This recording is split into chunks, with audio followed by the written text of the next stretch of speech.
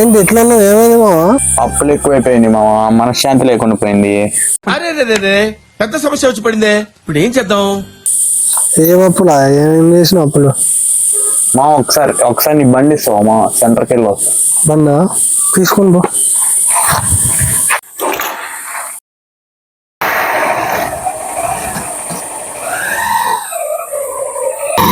మా ఎమ్మటినే వస్తా 10 నిమిషాల్లో.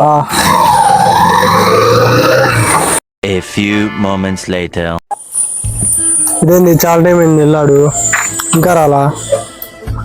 బండి ఆడ గుద్దిందా ఏంటి? అసలే కొత్త బండి, ఇంకా ఈఎంఐలు కూడా అవ్వాలా. కొత్త టెన్షన్ పెట్టింది వీడు. అరే మామా,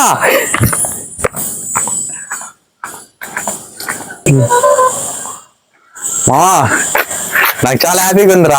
నా టెన్షన్లన్నీ తీరిపోయినాయి, నా అప్పులన్నీ ఇచ్చేసారా. ఎట్లా? ఎట్లేందిరా, నీ బండి అమ్మేసా. నీ బండి అమ్మేసా. బండి అమ్మేసినావు? చాలా థ్యాంక్స్ రా మామా, మళ్ళీ కొనుక్కుందాంలే.